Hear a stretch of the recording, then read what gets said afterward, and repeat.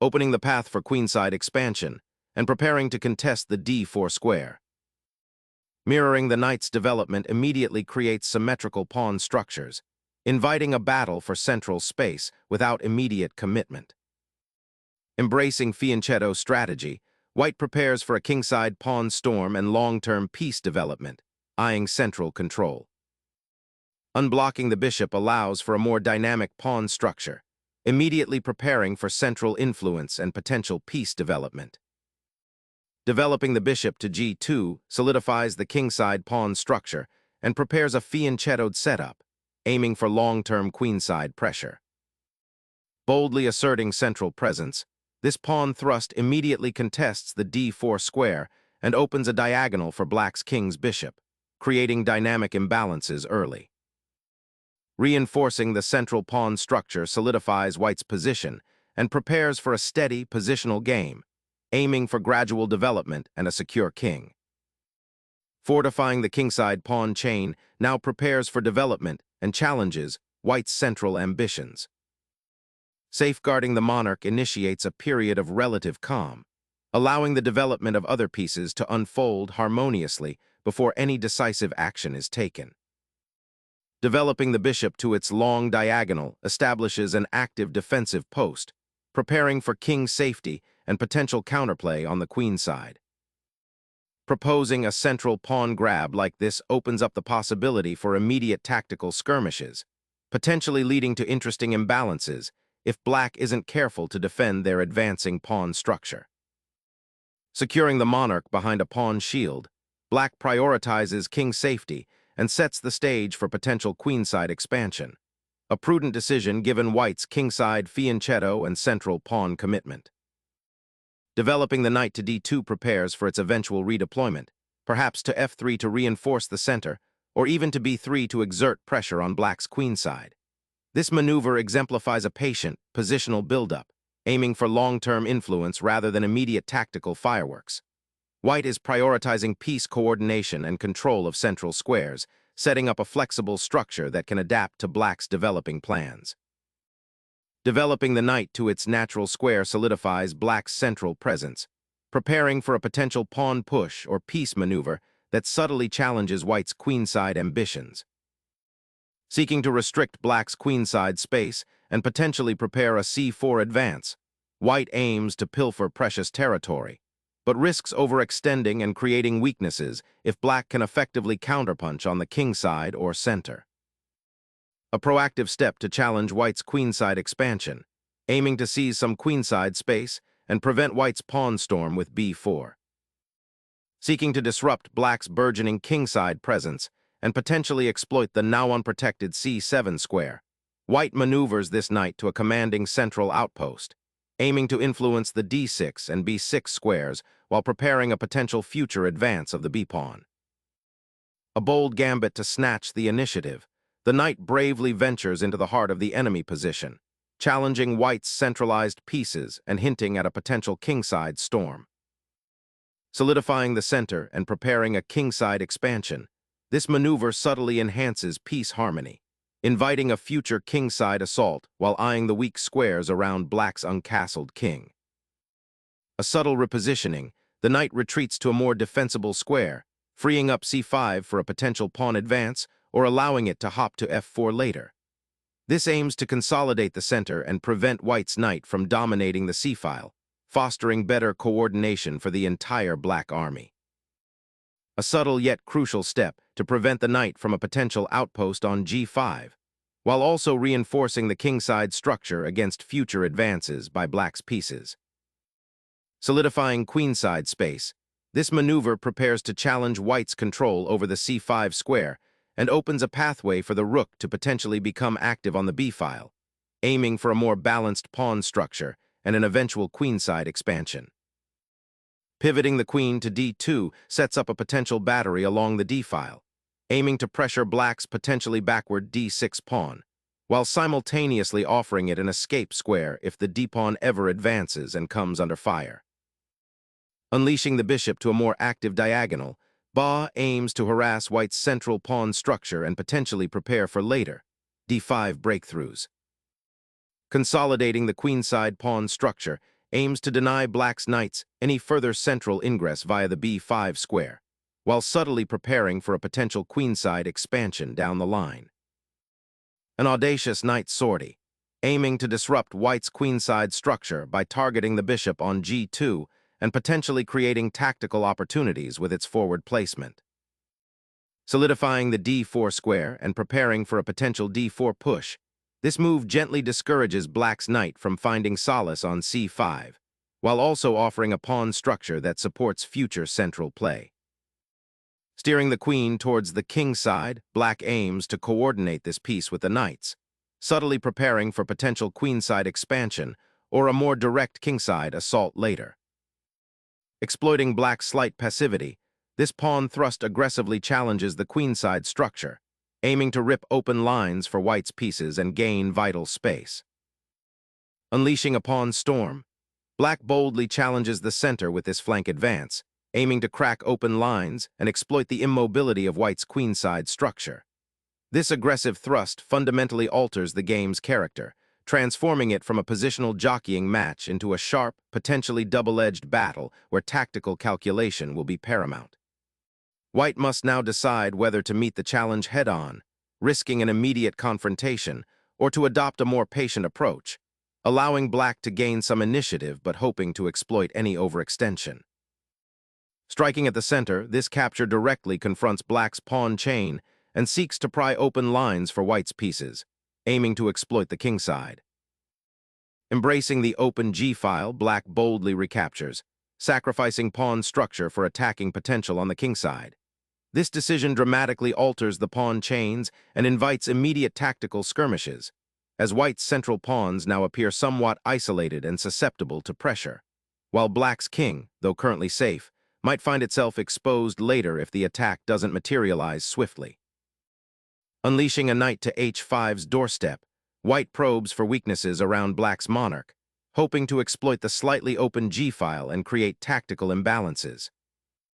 Black boldly challenges the central pawn structure, a dynamic decision that opens the f-file and injects significant tension into the position, potentially creating long-term weaknesses for white's king if not handled with extreme care. Unleashing knights to provoke a structural fracture on the queenside becomes white's paramount objective after this exchange, aiming to exploit the ensuing diagonal weaknesses and disrupt black's harmonious development. The queen repositions, offering a subtle threat by eyeing the now exposed kingside. Pressuring black's queenside is the immediate objective, forcing a decision on how to address the encroaching pawn and its potential to disrupt black's pawn structure or gain further space. Unleashing the knight's aggression at the cost of a pawn sacrifice and compromising the king's safety, this move attempts to shatter white's central pawn structure and create immediate attacking chances.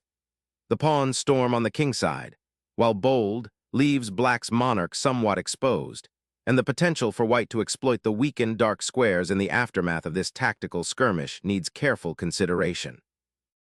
Shattering the pawn chain and opening the b-file, this capture disrupts black's attacking setup, potentially isolating the queen and creating weaknesses on the queenside squares that were once defended by the pawn phalanx, forcing a reckoning with the exposed king. Snatching that pawn, black initiates a dramatic tactical confrontation, sacrificing material to expose white's king and seize the initiative. Securing the monarch amidst the chaos, this capture immediately addresses black's aggressive pawn thrust and the exposed nature of white's king, transforming a potential disaster into a manageable, albeit slightly compromised, position. The pawn push into the center opens a vital diagonal for the queen and challenges white's central grip, creating immediate dynamic possibilities and potentially disrupting white's established pawn structure. The knight's journey to a3 signals a reassessment of the queenside, aiming to support a potential advance and exploit the exposed black king's potential vulnerabilities on the c-file.